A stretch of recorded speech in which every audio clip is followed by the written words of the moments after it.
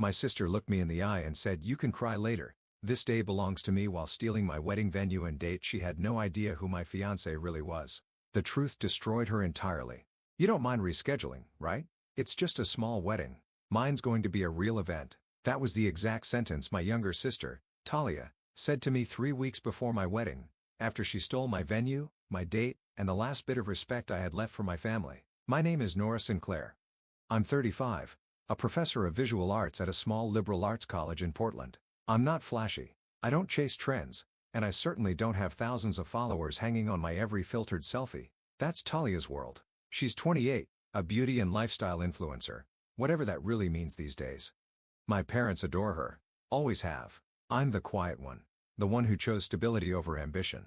Their words, not mine. I got engaged last fall to Julian, an architectural designer I met at a guest lecture. He was kind, soft-spoken, and saw value in things others overlooked, like me. We fell in love over black coffee, sketchbooks, and long rainy walks along the Willamette River. When we decided to get married, I didn't want anything extravagant. I chose a local art gallery that hosts intimate weddings. It was the place Julian first told me he loved me. The gallery was small but meaningful, and we booked it over a year in advance for May 20th at 3 p.m. Everything was planned. The invites were sent. The florist, the caterer, even my dress, custom made by a former student. It was going to be our day. And then Talia called. She said she had big news and insisted we have a family dinner at our parents' house. I should have known something was off the moment I walked in and saw champagne already popped. Talia was glowing, practically bouncing in her seat. My parents beamed at her like she had just announced world peace. "I'm getting married," she squealed, "to Aiden. That's her boyfriend of 6 months. A flashy advertising exec with perfect teeth and a Porsche parks like it's a personality." "That's fast," I managed to say, trying to hide my confusion. "Oh, and guess what? We're getting married on May 20th. Isn't that crazy?" I froze. "What do you mean, May 20th? I asked slowly. "That's my wedding day." Talia giggled, like I had told a joke. "I know. But you didn't copyright the date, Nora. Besides, you can reschedule, right? Your wedding's just small. Ours is going to be huge. We booked the Armitage Hotel. Aiden's uncle pulled strings to get us the ballroom. It was the only available date." My heart dropped. The Armitage was one of the most exclusive venues in the city. But more importantly, why my date? I looked at my parents. Surely they'd say something, defend me. But my father just shrugged. "Maybe it's best if you adjust. Pralia's wedding will have more guests, more press. It's better for the family." "Press?" My mom chimed in too. "Nora, don't be difficult. Your ceremony is more personal. You can move it to the next weekend. Everyone will understand." I didn't understand. I sat there blinking, as my family essentially erased my wedding in real time. I stood up. "I'm not rescheduling. We planned this over a year ago." Talia's smile faded. "Don't be selfish." I felt like screaming. Instead, I just grabbed my bag and walked out the door, my mother calling after me. "Think about what's best for the family." That night, I told Julian everything. He didn't say much. Just listened, held my hand, and said, "We'll figure this out." And I believed him. I wanted to believe him. But the very next morning, I received a phone call from the gallery coordinator. "Nora, I'm so sorry, but we've just been informed of a last-minute change. The gallery is no longer available on May 20th. My breath caught. "What? Why?" There was a pause. It was booked under Talia Sinclair's name. My sister had literally taken my venue. I dropped the phone. My hands were shaking. I felt like the world tilted sideways, and I was the only one falling. That was the moment I realized this wasn't just a coincidence. Talia wasn't just taking my date, she was trying to erase me. But she had no idea who Julian really was and what we were about to do next. I stood in the middle of our tiny kitchen, gripping the edge of the counter like it was the only thing keeping me upright. The words from the gallery coordinator still echoed in my ears. It was booked under Talia Sinclair's name. She hadn't just stolen my date. She had taken the exact venue Julian and I had poured our hearts into, the place where we first met. The place I envisioned walking down the aisle, surrounded by people who knew our story. And she took it like it was nothing. Julian walked in with 2 coffees, but paused the moment he saw my face. I didn't have to say a word. "She took the gallery," I said, my voice barely a whisper. Julian set the cups down and crossed the room in 2 steps. "We'll find another place," he said gently. "No," I replied. "You don't get it. This wasn't about logistics. This was personal." She waited until everything was set, then she made her move. I knew Talia. Her smile was sweet but hollow, and behind it lived a need to be the center of everything.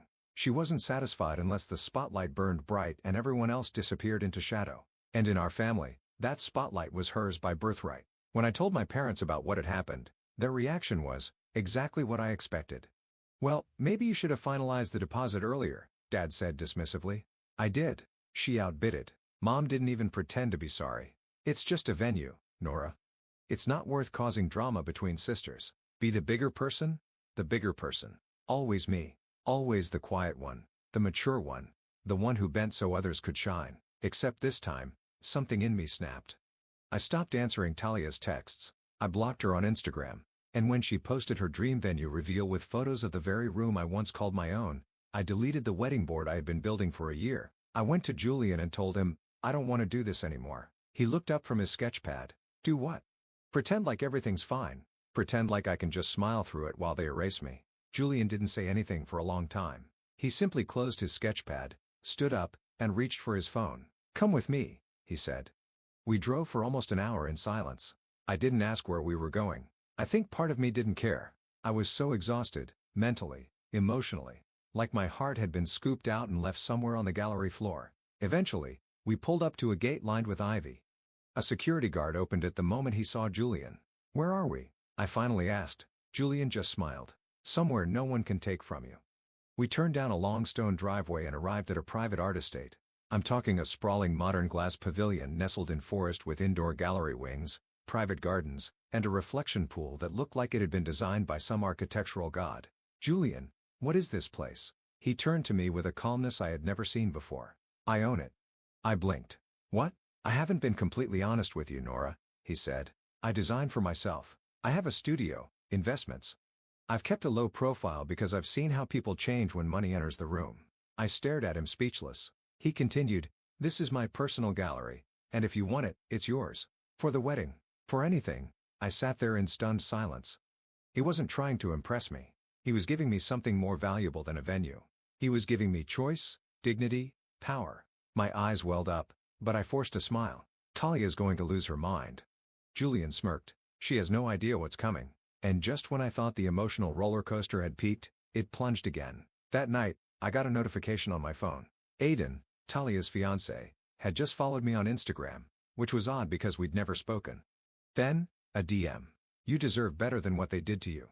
Can we talk?" I stared at my phone for a full minute. "You deserve better than what they did to you. Can we talk?" From Aiden, Talia's fiancé. At first, I thought it had to be a mistake. Maybe he meant to send it to someone else, or maybe he was just trying to stir the pot. But the message sat there, deliberate, clear. Julian walked in just as I locked the screen. "You okay?" he asked, handing me a glass of wine. I forced a nod. "Yeah, just trying to process everything." I didn't tell him about the message. Not yet. Instead, I replied to Aiden with a single word. "Why?" He answered almost instantly. "Because I'm not blind. I see what's happening, and I'm starting to wonder if I'm the next one being used." That hit like a punch to the chest. Not because I cared about Aiden, but because I knew that feeling. That exact moment when you realize someone you love might be manipulating you, not supporting you. He asked if we could meet. Nothing weird, just coffee, somewhere public. Against my better judgment, I agreed. We met the next afternoon at a cafe near downtown. I wore sunglasses and a hoodie, praying no one would recognize me. He showed up in a charcoal blazer, looking more like a man on a job interview than a romantic fiancé. He sat down and didn't waste time. "I didn't know she stole your venue," he said. "She told me it was available, that you decided to delay your wedding for budget reasons." I almost laughed. "She lied, obviously." He sighed and rubbed his face. "That's what I'm starting to realize. This whole wedding, it's like a marketing campaign for her. Everything's about the optics. She keeps pushing for me to get sponsorships for the ceremony. She even hired a videographer who's worked on reality shows." I felt my stomach twist. "Last week, she asked if we could pretend to have met at a beach in Bali, so it sounds more exotic." "What?" I choked. "Yeah, she said our real story wasn't share-worthy enough." We sat in silence for a moment, the noise of clinking cups and background music muffled by the pressure building in my chest. And then, Aiden leaned in. "I also found out something else," he whispered. "She has a burner phone." I blinked. "Excuse me." "She hides it in her makeup drawer. I saw her texting someone late at night, laughing, deleting messages. When I asked, she got defensive, said I was paranoid." I stared at him, cold realization flooding my veins. "You think she's cheating?" He shrugged. "I don't know, but I don't trust her anymore, and I can't ignore this sick feeling that I'm just another prop in her perfect image." I didn't know what to say. I had expected drama, sure, but this was unraveling faster than I could track. As we parted, Aiden looked me dead in the eye. Whatever you're planning, I want to help. That night, I told Julian everything. The messages, the meeting, the burner phone. To my surprise, he didn't look angry. He looked ready. This is exactly why we don't back down, he said. They wanted to humiliate you. Now we show them who you really are. The next few days were a whirlwind. Julian made calls. Quiet ones. Discreet ones. He asked me to trust him, and I did. Then came the invitations. Ours went out first, hand-delivered, beautifully printed, with gold leaf detail and custom calligraphy. But there was more. Every single one included a private RSVP code linked to a luxury estate venue. The Redwood Pavilion. A place I'd never even heard of until Julian showed me. But apparently, in his circle, it was the venue. People were already talking. And then it happened. Talia called me after weeks of silence. She wasn't angry. She was smug. "Hey, sis," she cooed. "Just wanted to let you know we're releasing our wedding trailer on social media this weekend. Thought you'd want a heads up since, yours might look a bit underwhelming in comparison." I said nothing. Just let her talk. But 2 days later, before she could drop her big video, she was scooped. An industry blog posted a leaked guest list for our wedding, including several A-list names. It went viral in hours. Then, Talia's worst nightmare showed up at her doorstep. She messaged me in all caps, "Why is Aiden refusing to finalize our guest list? What did you tell him?" I didn't reply, because at that exact moment, Julian was in the studio, printing the final seating chart, and one seat was reserved for a very special guest. The editor-in-chief of the magazine, Talia, has been begging to feature her in for years. Comment the number 2 if you want to know what happens when Talia sees who stole her spotlight for good. I always imagined my wedding day would feel magical. Turns out, revenge feels even better. The morning of our wedding arrived with an eerie calm.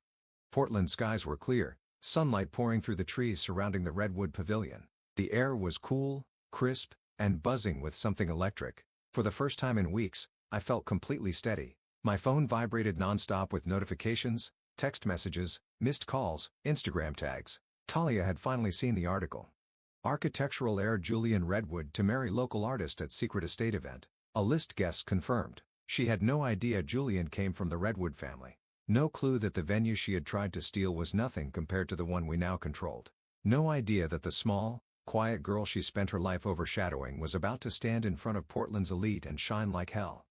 And she definitely didn't know who else was coming. By noon, the estate grounds were filled with guests arriving in luxury cars. Celebrities from the art world, architects, media personalities, even the governor's wife. Julian greeted them like it was second nature. I stayed inside, watching from the bridal suite window in silent disbelief. Then came the knock. It was Aiden. He looked sharp, clean suit, calm face, but his hands trembled when he handed me a small velvet box. "What's this?" I asked. "A little insurance," he said, glancing at the door to make sure no one was listening. "She doesn't know I kept it." Inside was a flash drive. Aiden leaned closer. "Texts, voice recordings, video, proof she planned to sabotage your wedding, admitted it was revenge for you stealing attention, and tried to bribe the gallery coordinator to bump you off the calendar." My throat went dry. "She told me the only way she could shine was if your light was off," he added, eyes dark. "She didn't just want to marry me, she wanted to beat you." I clutched the flash drive. "Why are you giving me this?" "Because I'm done being used," he said quietly, "and because part of me hopes this ends with her learning something." Julian appeared a few moments later, calm, composed. "It's time." The ceremony began exactly at 2 p.m., the time Talia had claimed as hers. But today it was mine. I walked down the aisle to the sound of a string quartet, through rows of people I never imagined would be here for me. My dress flowed like water, my heart beat steady. When I reached Julian, he took my hand like it was already home. But the real moment, the revenge, came during the reception. Julian stood for his toast, glass in hand. "Thank you all for joining us on this incredible day," he began. "Today isn't just about love. It's about truth, about integrity, and about standing up when someone tries to silence you." The room hushed. He continued, "My wife, my brilliant, kind, resilient wife, had her wedding nearly stolen from her. The venue, the date, even her dignity. But instead of shrinking, she rose." He looked at me. I nodded. Julian gestured toward the AV team in the corner. "And today," he said, "we'd like to share the full story." The screen behind us lit up. Talia's voice played over the speakers. "She'll cancel. She always does. She's soft. That gallery's mine. I don't care what it takes." Gasps echoed through the hall. Then came screenshots of her text to the coordinator, screenshots of her telling Aiden, "This is my year. She can cry later." Some guests looked horrified. Others nodded in recognition. They'd seen this kind of cruelty before, wrapped in charm, glossed over by a pretty face. Then the final clip played a secret video Aiden had recorded Talia laughing with her friend. "If she really cared about that guy she'd step aside. She's not even marrying for love, Julianne. He's just some artsy dude with no money. My wedding is the real deal." The video cut out. Silence followed. Then, applause. Thunderous. Long. Relentless. And that's when the doors burst open. Talia stood at the back of the room, her makeup smeared, still in her custom gown, alone. She looked around, saw the eyes, the judgment, the truth. Then her mother stepped forward, my mother, and said loudly, "Talia, enough, leave." Everyone turned. Talia's face crumpled. "What? You've embarrassed this family enough," Mom said. "This isn't your day." And just like that, the golden child was outcasted by the very people who once worshipped her. She ran out in tears. 3 days after the wedding, I got a letter. Not an email, not a text, a real envelope. Handwritten, no return address. Inside was a single sheet of paper. "This isn't over. You stole everything from me. Just wait." I should have been afraid, but I wasn't, because by that point, Talia had already lost the two things she valued most, her image and her control. After the wedding video went viral, especially the part where she mocked Julian and admitted to sabotaging my plans, her sponsorships dropped like flies. Her management agency issued a public statement cutting ties. And the luxury skincare brand she was launching a collaboration with? Gone. The final blow came from Aiden. He released a quiet, dignified announcement saying the engagement had been canceled due to irreconcilable values. He even donated the deposit they'd put down for their canceled wedding to a women's shelter in Nora's name. Meanwhile, Julian and I were receiving messages from people all over the country, artists, designers, even students I hadn't spoken to in years, thanking me for standing up to the kind of quiet cruelty so many people let slide. But just when I thought it was all behind us, Talia tried again. She showed up at my university. I was mid-lecture when my department had knocked and pulled me into the hallway. "She's here," he whispered. "Says it's urgent." I walked into the faculty lounge and found her pacing like a trapped animal. She looked nothing like the girl from social media. Her hair was messy. Her designer coat was buttoned wrong. Her nails, usually perfect, were chipped and raw at the edges. "Nora," she snapped, "you need to fix this." I blinked. "Excuse me, you ruined my life. That video, you had no right. It was a private conversation." "It was you, Talia," I said calmly. "Your words, your actions." She stepped closer. "I had everything, and now I'm nothing. Are you happy?" "No," I replied softly. "I'm not happy or suffering. I'm just finally done being the one who always steps aside." She stared at me like she didn't recognize me, and maybe she didn't. I wasn't the sister she used to toy with. I was someone who had finally chosen herself. But then she made her final mistake. She lunged toward me, grabbed my wrist, and screamed, "I'll make sure you lose it all too." Campus security was called. There were witnesses, a professor, 2 students, and security footage. Later that week, I filed a restraining order. The news hit local press. Former influencer accused of threats, public breakdown at university. From what I've heard, she's moved back in with our parents. The same from what I've heard, she's moved back in with our parents. The same parents who finally told her to get help instead of defending her behavior. She deleted all her social media. Her accounts are gone. Her name, once a trending tag, now draws silence. And me? Julian and I just returned from our honeymoon in Florence. The sun, the art, the quiet cafes, it was everything I dreamed of and more. My department offered me a promotion. I'm launching a program to help young artists who've been bullied out of their creative paths. At night, I look at Julian and realize, I didn't just get justice, I got freedom. Freedom from comparison, from manipulation, from being the shadow in someone else's spotlight. Talia tried to take everything from me, but in the end, she gave me everything I needed, a reason to finally choose myself. And I'll never give that back. Comment the number 2 if you think Talia got what she deserved. And don't forget to subscribe if you want more true revenge stories like this one.